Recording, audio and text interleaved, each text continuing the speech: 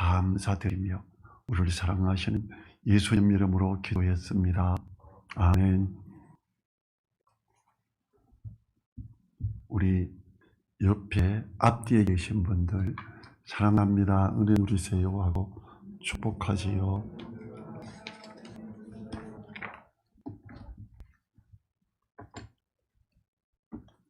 우리 교회에서 하나 제가 새로 추진하는 게 있어서 말씀드리겠습니다. 아직 실행은 안 했고요. 사랑의 쌀독 나눔이라는 이 시스템이 있어요. 그래서 우리나라의 여러 교회에서 하고 있고, 사랑의 쌀독 시스템을 나눔을 하는 단체에서는 까다롭게 검사를 해서 이 교회가 옳게 하고 있나, 그리고 새 들어있는 교회는 안 해줘요. 이렇게 건물이 있고 그런 교회에 이렇게 허락을 내서 그 책임자 목사님하고 이렇게 오셔서 하고, 그분들이 회의를 내서 우리 늘사랑교회가 이렇게 통과가 됐어요. 그래서 이제 이 동네에는 우리 교회만 하게 되는 거예요. 그럼 어떻게 하게 되나 하면, 아마 그러면 이 20kg짜리 쌀이 한 200푸대 정도가 우리 교회에 공급이 돼요. 그러면 한 몇 킬로, 2kg나 3kg 비닐봉지에 싸서 쌀떡을 두고 거기에 넣어놓으면 그게 필요하신 분들이 가져가시라고 봉고문을 붙여놓는 거예요. 그거 실행은 9시 반이나 10시부터 오후 6시까지만 합니다. 그 다음에는 문을 닫아요, 밤에는. 그리고 택배기사나 그리고 우체부 분이나 그리고 이렇게 환경미화원들 분들은 마실 수 있는 음료수나 이렇게 물을 이렇게 냉장고에 이렇게 비치해서 이걸 드시게끔 이렇게 하는 거지요. 그리고 이제 일부 이렇게 꼭 필요한 분들에게 가져가시라고 하기도 하고, 그걸 주기만 하는 게 아니라 후원도 받아요. 그래서 이걸 후원해 주실 분들은 여기에 또 후원해 주십시오 이렇게 하면, 보통 2년, 3년 이렇게 하면 지역 주민들이 후원을 하기 시작한대요. 그래서 지금 우리가 격주로 마을회관 가서 섬기고 이렇게 했었는데, 코로나 때문에 중지가 됐었고 이게 잘 안 되고 있었는데, 이제 이걸 시스템을 하기 위해서 그러면 교회 출입구 바깥에 뭘 만들어야 됩니다. 그래서 이제 사진하고 이런 걸 받아갖고 아마 이번 주나 다음 주 정도에 공사를 해서 이걸 만들게 되고, 그러면 그게 실행이 될 거예요. 우리 교회는 그 사랑의 쌀독 나눔 멤버가 돼서 원래 회비 10만 원, 저는 지역의 부장 책임자 그래서 지부장 회비 만 원에가 원래 11만 원이 거기에 이렇게 보내게 되고, 거기서는 물품들을 다양하게 이렇게 보내주는 그런 게 하게 됩니다. 하여튼 잘할 수 있도록 기도도 해주시고, 그것이 지역 주민들에게 하나님의 사랑을 나누고 복음을 증거하는데 좋은 힘이 될 수 있도록 기도해 주십시오. 잘 아는 교회들에서 하고 있는데 좋다고 이렇게 권하고 해서 기도하고 생각하다가 방향을 건의를 했고 이게 승인이 됐습니다. 제가 아는 교회 한 두 군데에서는 신청을 했다가 이게 승인이 안 됐나 봐요. 어떤 곳은 그 지역에 있어서 안 됐고, 어떤 곳은 그걸 시설하기에 적합하지 않다, 이 교회가 위치상 여러 가지가 이렇게 해서 조금 까다롭게 이렇게 하는 것 같아요. 저를 추천하신 목사님이 누리보듬 성교회에 같이 제가 활동하고 나서서 하는 걸 보고, 그분은 충분히 잘하실 수 있고 사고 안 치실 분이다. 왜냐하면 또 쌀을 많이 공급하고 이러니까 이걸 팔아먹는 사람도 있나 봐요, 여전히. 그래서 그런 걸 절대 그런 사고 안 치고 잘할 수 있는 분이니까 꼭 승인해 주십시오 이렇게 요청도 했다 그러더라고요. 그래서 어쨌든 이제 실행이 되게 되고, 어쩌면 다음 주나 그 다음 주 아니면 8월, 9월까지는 이게 실행이 될 것 같아요. 그래서 이제 우리 교회에 와서 직접 팀들이 와서 같이 예배도 드리고 이렇게 되나 봐요. 그래서 저는 아직 거기에 순서 이런 걸 잘 몰라요. 그래서 저도 신청하고 이렇게 되고 해서 여러 가지 자료를 카톡으로 받고 이래서 광고를 자세히 해야 되겠다 싶어서 했습니다. 오늘 말씀에서는 하나님 나라의 비밀을 알자라는 제목으로 말씀을 살펴보도록 하겠습니다. 이 비밀을 너희가 모르기를 원치 않는다 이러지요. 이 비밀은 과거 구약 시대에는 감추어져서 알 수가 없었던 하나님의 계획과 경륜을 알게 하는 것입니다. 바울 사도는 성령의 감동으로 말미암아 하나님의 신비를 알게 된 것이지요. 구약의 선지자들도 알지 못했던 것은 교회에 대한 비밀도 있죠. 그거는 에베소서 1장 9절에 나오지요. 주님의 부활하심에 대한 다시 오심에 대한 비밀도 있고, 이건 고린도전서 15장 51절 52절에 나옵니다. 이 교회에 대한 비밀은 창세전부터 간치었던 것들이고, 이게 현재 교회를 통해서 하나님의 어떤 계획들이 드러나고 있다라는 게 에베소서 3장 9절과 10절을 통해 이야기합니다. 이 사도 바울은 특별히 하나님의 비밀이었다, 교회의 비밀이었다, 이런 것 몇 가지를 이렇게 이야기합니다. 그러면서 오늘 말씀에서도 하나님의 경륜, 즉 하나님의 계획이 있고, 이 여러 비밀 중에 이방인과 유대인의 구원에 대한 하나님의 감추었던 경륜에 대해서 성도들이 알기를 원한다. 이걸 알면 로마 교회가 유대인들을 무시하는 이런 일이 없을 거다. 유대인들도 그런 어떤 것들에서 폄하된 것에서 이렇게 다시 좀 더 마음이 넓어질 거다. 그래서 이 하나님의 이 은혜의 비밀에 대해서 우리가 알아야 된다. 이걸 이야기하고 있지요. 그래서 25절에 이렇게 말하죠. 같이 읽어보죠. 형제들아, 너희가 스스로 지혜 있다 함을 모르기를 내가 원치 아니하노니 이 비밀은 이방인의 충만한 수가 들어오기까지 이스라엘의 더러는 완악하게 된 것이라. 이 스스로 지혜 있다 함을 명기 위해서 이 비밀을 알아야 된다 이렇게 말을 해요.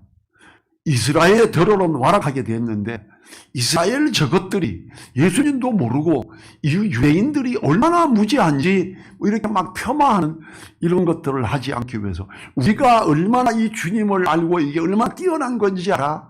이런 스스로 지혜 있다함을 명기 위해서는 하나님의 이 비밀을 우리가 제대로 이해해야 된다 이 말이에요.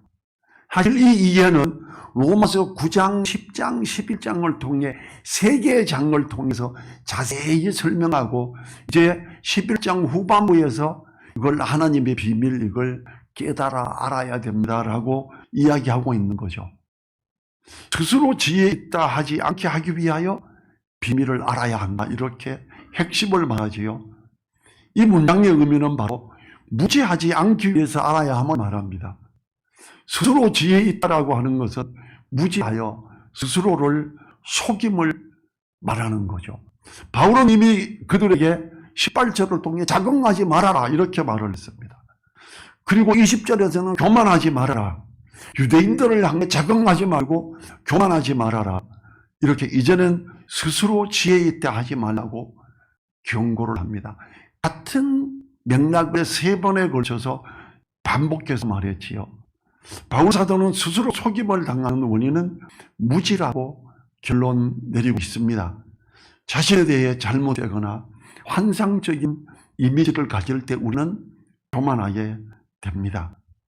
역으로 말하면 지식은 겸손에 도움이 된다는 거예요. 이 하나님의 은혜의 어떠함을 그 깊이나 넓이나 높음을 알기 시작하면 더 감사하고 더 낮아지게 될 수 있는데 이걸 잘 모르면 내가 그래도 하나님 받아들여서나 자녀됐지 뭐 이러면서 더 이렇게 감사할 일이지만 그것에 대해서 자긍해 버릴 수 있는 이런 것이 있을 수 있다는 걸 말합니다. 이 교만에 대한 확실한 대책은 진리의 것들을 더 알아가는 것에 있지요. 로마 교회의 유대인들과 이방인 형제들이 하나님의 목전 목적 안에서 서로에 대해 자신의 위치를 파악할 수만 있다면 그들은 자랑할 것이 아무것도 없다는 것을 알 것이다. 그래서 하나님의 비밀이 이것에 대해서 알아야 한다 이렇게 말하지요. 이 비밀을 이제 감추었던 것이 이제는 공개된 것이라고 하면서 모두 알아야 된다. 왜 이걸 모르고 교만하냐 이렇게 말하고 있고요. 이것은 새로운 사실이 아닙니다. 이미 7절에서 진술했었죠. 그 남은 자들은 완악하여졌느냐. 7절 읽어보겠습니다. 11장 7절. 그런즉 어떠하뇨? 이스라엘이 구하는 그것을 알지 못하고 오직 택하심을 입은 자가 얻었고 그 남은 자들은 완악하여졌느니라 그러죠. 하지만 이제 사도 바울은 그것이 단지 부분적인 것뿐이라고 강조합니다. 더러는이라는 표현은 모든 이스라엘이 그것을 경험하지 않았기 때문에 남은 자들은 경험하지 않았다라고 말하는 겁니다. 또한 그것이 단지 일시적임을 강조합니다. 충만한 수가 들어오기까지는 한결 말하죠. 일시적인 것이라고 말합니다. 이스라엘에 들어가 완악하게 됐는데 이방인들이 충만한 수가 들어오기까지 그렇다라는 걸 이야기합니다. 그러면 이스라엘의 완악해짐이 우리에게 은혜의 길을 넓게 열었으니 얼마나 감사해야 되는가. 하나님 앞에 더 낮아지고 유대인들에게 미안한 마음이 오히려 있어야 하는 거죠. 이 충만한 수가 들어오기까지라는 한계를 말하며 일시적인 것을 말하지요. 두 번째는 일시적인 것은 두 번째 단계에 이를 때까지 지속될 것입니다. 충만한 수가 들어올 때까지 그렇게 된다라는 거죠. 사도 바울은 이방인의 충만한 수가 들어오기까지 이스라엘이 완악한 상태로 있는 동안, 유대인들이 계속해서 그리스도를 거부하는 동안 복음은 전 세계에 전파될 것이고 더 많은 이방인이 복음을 듣고 반응할 것입니다. 그리고 이 과정은 이방인의 충만한 수가 채워질 때까지 지속될 것이라는 거지요. 이제 26절에 보면 그리하여 온 이스라엘이 구원을 얻으리라.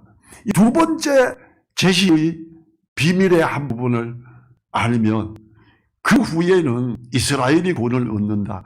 기록된 바 구원자가 시온에서 오사 야곱에게서 경건치 않은 것을 돌이키시겠고 그래요. 이 세 번째가 이방인의 충만한 수가 채워질 때 세 번째 단계가 진행됩니다. 이스라엘이 거룩한 시기심을 갖게 되고 앞부분에서 말했던 걸 다시 다른 각도에서 설명하는 거예요. 이스라엘이 회복되고 하나님의 은혜를 갈망하고 그 주님을 받아들이게 됨을 말하죠. 온 이스라엘이 구원을 얻게 되는 걸 말하죠. 이 표현에서 나오는 세 개의 주요 단어는 온, 그 다음에 이스라엘, 구원을 얻었다라는 거예요. 좀 더 자세히 살펴보겠습니다. 다음 구절을 통해서 구원을 받을 이스라엘의 정체는 무엇일까요? 27절, 28절 같이 읽습니다. 내가 저희 죄를 없이 할 때에 저희에게 이루어질 내 언약이 이것이라 함과 같으니라. 복음으로 하면 저희가 너희를 인하여 원수된 자여, 택하심으로 하면 조상들을 인하여 사랑을 입은 자라. 이제 이스라엘을 다시 이야기하고 끌어들이고 있죠. 온이라는 단어, 온 이스라엘에 누구를 포함시키고자 하는가 생각할 필요가 있습니다. 현대 이스라엘은 남은 자들을 빼고는 완악해져 있으며 이방인의 충만한 수가 들어오기까지 완악한 채로 남아있는 것입니다. 언제부터의 이스라엘을 포함하는 가는 온 이스라엘이라는 것을 다시 생각하게 하죠. 구원을 얻다라는 것은 시온에 오신 구원자 그리스도의 초림을 말하는 거예요. 이 경건치 않은 것을 돌이키게 합니다. 그 구원자는 그들의 죄를 없이 하여 십자가에 못 박히셨죠. 주님께서 부활하시고 가장 먼저 찾아가고 나선 내가 이스라엘 사람들 중에 제자로 부른 자들에게 먼저 다가서고 그들을 부르고 다른 데 가지 말고 예루살렘에 있어라. 그리고 예루살렘과 온 유대와 사마리아에 복음을 전해야 된다. 이스라엘 지체들에게 복음을 먼저 이야기하자. 그리고 온 땅으로 땅 끝까지 이르러 정리되어라. 이렇게 말해야죠. 그러므로 온 이스라엘이 구원을 받는 것은 그리스도를 믿는 믿음을 통해 죄로부터 구원받는 것이 분명해집니다. 하나님이 온 이스라엘의 죄를 없이 할 때는 하나님의 약속인 복음을 통해 이루어지는 겁니다. 그들이 비로소 뉘우치고 저 이방인들이 어떻게 하나님의 은혜를 저렇게 누리는가? 우리에게 보내진 메시아 그리스도를 우리가 몰라봐서 그랬구나. 우리 조상들이 그랬구나. 이제 우리가 이걸 돌이키자라고 할 때 그들은 온 이스라엘이 하나님께로 돌아오는 역사가 일어남을 이야기하고 있지요. 또한 이것이 이스라엘 백성들에게 복음을 전하는 일들로 말미암아 이루어짐을 이야기합니다. 그런데 이스라엘이 이 예수 그리스도의 복음을 받아들이는 속도가 자꾸 올라가고 있습니다. 얼마나 감사한지 모릅니다. 유럽 사람들이 이스라엘에게 복음을 전하기는 쉽지가 않죠. 유럽 사람들이 유대인들을 온전히 말살시키려고 죽이고 어마어마한 숫자를 죽였지 않습니까? 우리는 유대인들하고 피부 색깔도 거의 비슷합니다. 그리고 하나님을 부르고 이렇게 하고 오히려 구박받던 한국은 이스라엘하고 너무 비슷합니다. 그렇게 너무 구박을 침략을 너무 많이 받았는데 이제 그들이 와서 복음을 이야기하니까 잘 전해지고 있다. 저하고 성경 공부를 같이 가르치던 이 복음반에 있던 자매님 한 명이 이대 출신인데 형제님 제가 이스라엘에 가고 싶어요. 왜? 유대인들의 어떠함을 보고 성경이 이스라엘을 이렇게 말하는데 제가 가서 복음도 전하고 싶어요. 아가씨여서요. 그래서 가서 히브리 대학도 졸업하고 그러면서 이스라엘에서 복음을 한참 전하고 한 10년쯤 있다 온 자매님이 가까이 있어. 아주 저하고 친하죠. 제 보조로 수년간 복음 전도반에서 성경을 가르쳤으니까. 그래서 이 이스라엘을 사랑하는 사람들이 우리나라 믿음의 사람들 중에 의외로 많습니다. 이 말씀들을 그분들의 대부분이 오늘 우리가 보는 이 말씀을 가지고 마음에 도전을 하고 이 거룩한 시기심을 내가 불러일으키고 싶어 이렇게 해서 이스라엘로 가는 사람, 이스라엘로 가는 선교사들 대부분이 그렇습니다. 여러분 이스라엘에 가는 선교사를 위해서도 기도해 주시기 바랍니다. 이제 29절 봅니다. 하나님의 은사와 부르시면 후회하심이 없느니라. 하나님의 3단계의 구원의 계획은 후회하심이 없으십니다. 하나님은 모든 계획에서 후회를 안 하시는데 예레미야 예가 3장 22, 23절 우리가 다음에 암송해야 될 말씀이기도 한데 제가 읽어보겠습니다. 하나님은 인생이 아니시 시건치 않으시고 후회가 없으시도다. 어찌 그 말씀하신 바를 행치 아니시며 하신 말씀을 실행치 않으시랴. 그럽니다. 사도 바울을 통해 기록하신 하나님, 온 이스라엘을 구원하시고 회복하실 하나님의 은혜를, 하나님의 신실하심이 이 회복을 이루실 것입니다. 30절과 31절 똑같이 읽어보겠습니다. 너희가 전에 하나님께 순종치 아니하더니 이스라엘의 순종치 아니함으로 이제 긍휼을 입었는지라. 이와 같이 이 사람들이 순종치 아니하니 이는 너희에게 베푸시는 긍휼로 이제 저희도 긍휼을 얻게 하려 하심이니라. 이제 이방인 형제들 너희들이 구원받았고 이제 너희들이 은혜 누림을 보고 유대인들이 또 구원을 받게 될 거다. 이러면서 같이 격려를 하는 거예요. 이제 로마 교회에 있는 믿음 안에서 이방인 출신의 형제들이 유대인들 성도들을 보고 교만한 어떤 것들 그런 것들을 이제 같이 격려하면서 그들을 이해하고 그들에게 믿음의 본을 보이고 그러면서 믿지 않는 유대인들이 주님으로부터 은혜를 누릴 수 있는 길을 여는 게 돼야 된다는 걸 격려하고 있는 거죠. 불순종하는 이스라엘 때문에 이방인이 구원을 받았으며 또 이방인에게 주어진 긍휼 때문에 이스라엘이 긍휼을 받게 된다. 거룩한 시기심, 그게 발동된다는 거죠.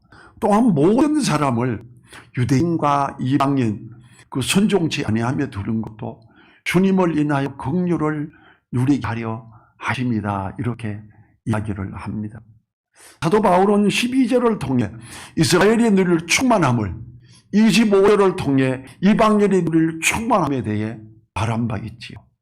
이스라엘이 회복된다면 그들의 중에 사람들이 하나님을 거절하고 그들의 일부의 가지가 꺾여지고 이럴 때에 우리에게 이런 은혜가 있는데 그들이 제대로 다 회복이 될 때는 얼마나 큰 은혜가 있겠느냐.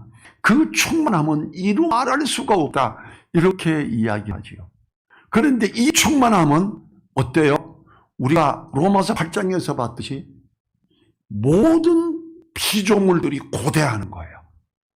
모든 피조물들이 간절히 고대하는 바는 하나님의 아들들의 온 이스라엘에 회복된 이 나타남을 갈망하고 있다라는 거예요. 온 땅은 아담과 하와의 불순종으로 말미암아 가시와 엉겅퀴를 내게 됐었죠. 그 사람들의 불순종으로 말미암아 동물들이 초식만 하다가 육식을 하기 시작했습니다. 이 하나님의 아들들이 나타나는 모든 때가 되면 모든 것이 회복되어서 어린 양과 사자가 함께 풀도 먹고 살게 됩니다. 독사골의 어린이가 손을 넣어도 그 독으로 물리지 않는 이런 온전한 하나님의 은혜에 넘치는 그 시대가 오게 됨을 이야기하고 8장에서 그걸 사람뿐만 아니라 우리 믿음의 사람뿐만 아니라 모든 피조물들이 갈망하고 있다. 짐승도 조류도 어류도 심지어 식물들도 그렇다. 이렇게 표현하고 있습니다. 모든 사람에게 긍휼을 주시고 모든 것들을 회복하는 이 일이 이스라엘의 온 이스라엘이 구원받을 그때에 일어나는 놀라운 일이다. 이렇게 이야기하고 있지요. 32절과 33절 같이 읽어보도록 하겠습니다. 하나님이 모든 사람을 순종치 아니하는 가운데 가두어 두심은 모든 사람에게 긍휼을 베풀려 하심이로다. 깊도다 하나님의 지혜와 지식에 부요하며 그의 판단은 측량치 못할 것이며 그의 길은 찾지 못할 것이로다. 사도 바울은 온 인류를 구원하실 하나님의 경륜을 알게 되면서 한량없는 하나님의 사랑을 찬양하며 또한 너무나 커서 측량할 수 없는 신비의 것들을 인해서 고개가 저절로 숙여지며 하나님께 경배드립니다. 이렇게 말하죠. 어떤 것들이 풍부할 때 부요하다고 하지요. 그런데 바울은 지혜와 지식에 부요하며라고 합니다. 풍년이 든 들판을 보고 풍요함을 노래하는 듯합니다. 제가 옥수수를 시장에서 파는 거 저는 잘 안 먹어요. 이제 시골에서 옥수수를 직접 심어서 꺾어서 그 맛을 봤기 때문에 그래요. 직접 꺾어서 10분의 1로 삶는 옥수수는 사카리나 설탕을 넣고 삶는 거하고 차원이 완전히 다릅니다. 제가 많이 심어놨어요. 제가 이걸 좋아하기 때문에 제가 아마 한 주 아니면 2주, 길어야 3주 후에는 우리 성도들이 점심시간에 한 자루 이상씩 동시에 먹어볼 수 있을 정도로 제가 심어놨어요. 굉장히 많이 심어놨거든요. 근데 옥수수는 한 대에서 2개밖에 안 열려요. 그래서 그걸 먹어보면 이런 게 많이 있으면 참 풍요롭죠. 큰 밭에 놀리는 이걸 풍년이 든 들판을 보고 풍요함을 노래하는 듯한, 이야, 가을에 추수할 때가 돼서 시골에서 이게 논 옆으로 가면요, 벼가 익어서 고개를 막 생긴 노란 게 알알이 제가 이 도심에서 오래 살면서 그 느낌을 잊어버려요. 어쩌다가 시골길 이렇게 가게 될 때 풍성하게 열린 빙사계 이렇게 숙인 걸 보면, 야, 저거 탈곡해서 지금 먹으면 참 맛있겠다 생각이 들어요. 어때요? 햅쌀 추수해서 곧바로 빻아서 쌀, 물도 많이 부으면 안 되죠. 이건 수분도 많이 가. 참 맛있잖아요. 그것이 많이 있을 때, 옛날 시골에서 그 쌀은, 그 벼는 모든 것의 재산이었어요. 제가 시골에서 돈은 없고 쌀독이 커요. 그냥 우리 뭐 20kg 사서 이런 정도가 아니고 한 100kg 정도 되는 이런 큰 쌀독이 가득있죠. 그냥 쓱 가서 대박으로 한 대박 푹 퍼서 이렇게 자루에 담고, 뭐 참외밭에 가면 참외를 푸대로 한 푸대 주죠. 자두밭에 가서 한 바지 딱 퍼가면 한 2장 정도 가득 줘요. 그게 돈이고 그게 아주 풍요한 물품이에요. 모든 걸 다 살 수 있는 게 쌀이었어요.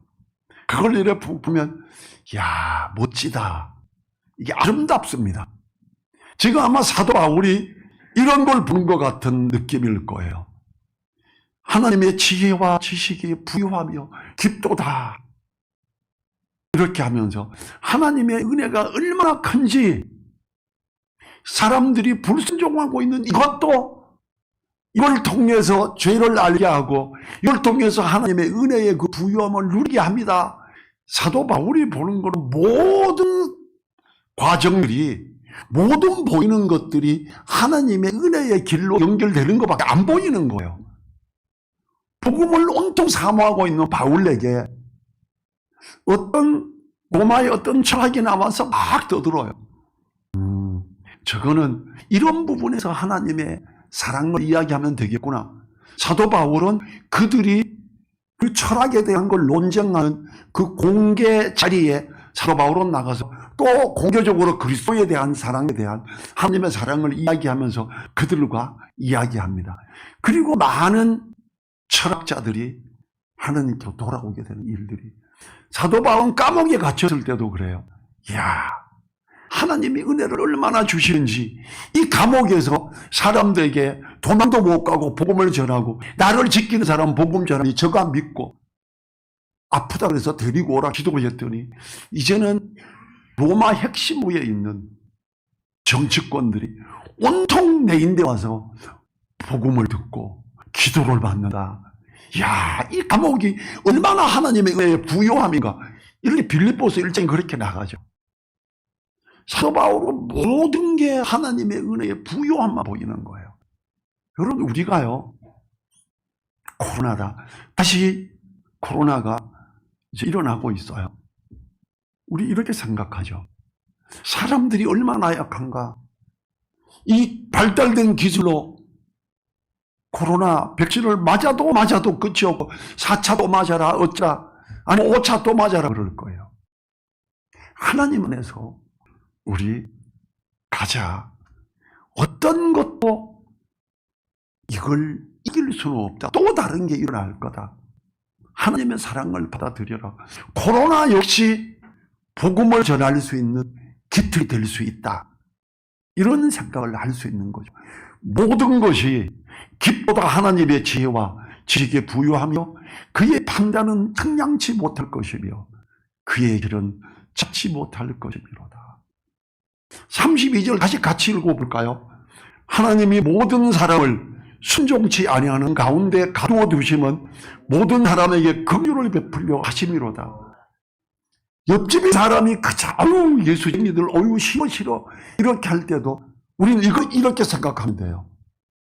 그 순종치 아니하며 가두어 두심은 하나님이 긍휼을 베풀어 그에게 하나님의 지혜와 지식의 부유함을 전해주려고 그러는 게 아닌가. 그럼 그를 위해서 기도해야지요. 사도 바울은 모든 반대되는 상황들 또한 아름다운 하나님의 섭리 안으로 연결시키고 있고, 그러면 모든 사람에게 복음을 전할 수 있는 길이 되어버리는 거예요. 얼마나 아름답습니까? 사도 바울은 그런 모든 나타나지는 것들을 위해 기도하며 하나님 지혜 주셔서 여기는 어떻게 부분으로 접근을 할까요? 하고 가는 거죠. 이게 은혜죠. 우리가 생각하는 것하고 다르다. 하나님의 생각은. 이사야 55장 8절 제가 읽어보죠. 여호와의 말씀에 내 생각은 너희 생각과 다르며 내 길은 너희 길과 달라서 하늘이 땅보다 높은 것이 내 길은 너희 길보다 높으며 내 생각은 너희 생각보다 높으니라.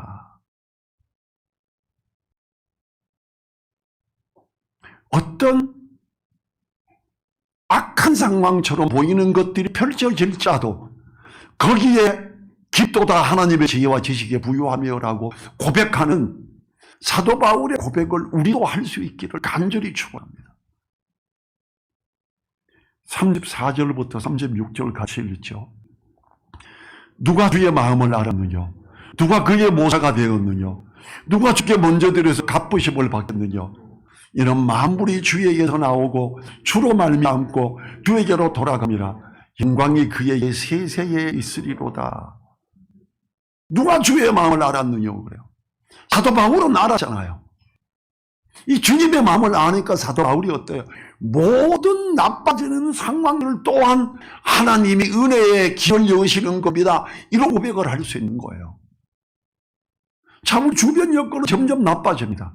처음에 복음이 이방인에게로 전해질 때 사단이 얼마나 긴장했을까요? 마귀가. 심지어 어땠습니까? 1차 전도 여행 때 유대인들 회당에 들어가서 복음을 이야기하고 그들이 예수님을 영접하고 하면서 나중에 본국 이스라엘에서 연락이 가고 연락하는 게 오래 걸리잖아요. 그 바울이라고 하는 놈 사울 그를 죽여야 해. 그래서 그들이 어때요? 1차 전도 따라와서 몰아놓고 돌로 때려서 죽이죠. 죽었다고 보이고 갔는데 사도 바울이 털고 일어납니다. 그리고 어떻게 돼요? 그 다음날 당장 복음을 전하러 가고 그 때려 죽였다고 생각한 유대인들은 돌아가서 이제 그리스도고 뭐고 없어. 그 사울이라는 이상한 놈 돌로 때려서 죽였어. 그리스도를 죽이듯이. 근데 바울이 어떡합니까? 다 다시 돌아가죠. 주님이 나를 살리셨습니다. 이 그리스도 안에서의 복음은 부활의 주님을 믿는 겁니다. 염려하지 마십시오. 이러고 불이 켜고 같이요. 2차 전도여행 그들을 다시 돌아보러 가면서 갔었지요. 누가 주의 마음을 알았느냐? 사도 바울은 확실하게 그래 복음의 자리에 서는 걸 확실하게 하기 위해서 나를 돌로 때리기까지 하고 죽은지 알고 버리기까지 하고 다시 일어나게 하시고 하나님은 나를 다시 돌이켜서 그들을 더 든든히 세우게 해다. 아멘 이러는 거예요. 그래서 기도도 하나님의 지혜와 지식이 부유하며 누가 주의 마음을 알았느냐? 누가 주께 먼저 들여서 갚으심을 받겠느냐? 네가 해야 됩니다. 과연 누가 하나님의 그 은혜를 알 것인가? 누가 스스로 하나님의 사랑하심을 알아서 은혜의 칭의에 들어갈 수 있어요? 없지요. 그러나 믿음을 가진 후에는 압니다. 우리는 바울이 고린도전서 2장을 통해서 안다고 해석을 합니다. 고린도전서 2장 10절 성령으로 인해 하나님의 깊은 것이라도 통달을 한다 그럽니다. 12절에서 우리가 세상의 영을 받지 아니하고 오직 하나님께로 온 영을 받았으니 이는 우리로 하여금 하나님께서 우리에게 은혜로 주신 것들을 알게 하려 하십니다. 사도 바울은 이게 감동이 됐기 때문에 다 아는 거예요. 그리고 고린도전서 2장 16절에서 누가 주의 마음을 알아서 주를 가르치겠느냐? 그러나 우리가 그리스도의 마음을 가졌느니라. 우리가 주님을 아는 자들 아닙니까? 우리가 주님을 가르칠 수 있는 사람 아닙니까? 주님이 사랑에 대해서 가르칠 사람 우리입니다. 이런 거. 누가 주의 마음을 알았느냐? 아멘 접니다. 이런 거 사도 바울. 우리가 성도들이 하나님의 성령으로 말미암아 은혜로 주신 것을 알게 되며 성령의 인도로 말미암아 하나님의 깊은 것이라도 통달하게 됩니다. 하나님이 은혜로 주신 것들을 알게 되는 거죠. 하나님은 말씀을 통해 우리에게 하나님의 깊은 것들을 보여주십니다. 하나님의 부유한 것들을 우리에게 주어서 누리게 하고 그 은혜로 주신 것들을 알게 하시지요. 그렇기 때문에 우리가 바로 주님의 마음을 아는 자들입니다. 누가 주님의 마음을 알았느냐? 아멘. 내가 이걸 알고 있으니 너무 감사합니다. 주님 감사합니다 해야죠. 우리가 바로 주님에 대해서 가르쳐야 할 사람들입니다. 이 얼마나 감사하고 놀라운 일입니까? 그런데 사단은 우리가 하지 않아도 될 것처럼 속이고 있습니다. 가장 기독교 내부에서도 어떤지 아세요? 자녀에게 유아세례라는 걸 줘요. 하나님의 자녀 됐어. 이 아이, 말도 못 알아듣는 아이, 주님 모릅니다. 유아세례 받았다고 모태신앙이라고 복음을 안 전해도 될 것 같이 이렇게 덮어 씌워버리면 수많은 목사님들이 목사님 자녀로 태어나서도 성인이 되다까지 예수님을 몰랐다고 숱한 간증을 들었습니다. 왜 그랬습니까? 그런 이유 때문이죠. 우리는 복음을 전해야 됩니다. 자녀에게 먼저 전해야 됩니다. 부모에게, 형제에게 먼저 전해야 됩니다. 사단은 우리가 하지 않아도 될 것처럼 속입니다. 우리 성도들이 하나님의 깊은 것들을 가족들에게, 친척들에게 가르칠 때, 복음을 준비하여 전할 때 가족들과 친척들이 하나님의 그 부유함에 들어가게 되죠. 우리가 바로 먼저 드려서 갚으심을 받게 해야 하는 자들입니다. 우리가 누가 주의 마음을 알았느냐? 아멘. 내가 압니다. 아멘. 깊도다 하나님의 지혜와 지식에 부요하여 친혈육 중에도 반하는 분들도 있죠. 그때도 깊도다 하나님의 지혜와 지식에 부요하며라고 고백하십시오.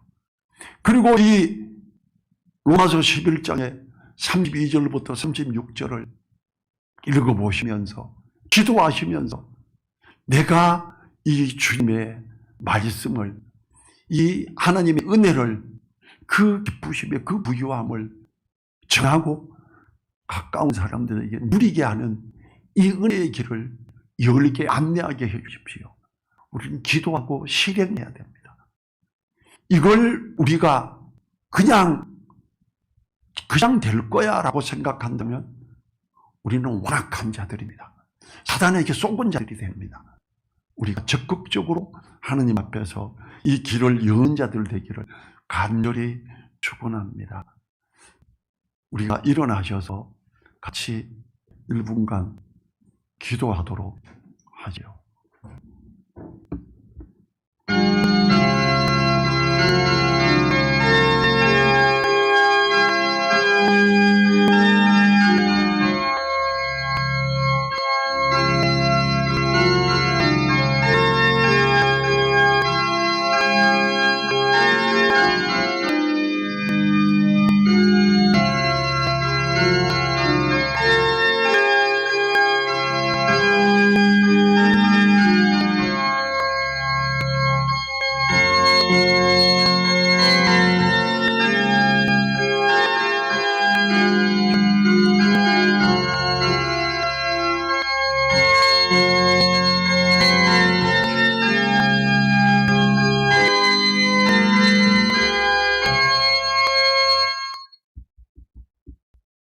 주님 감사합니다.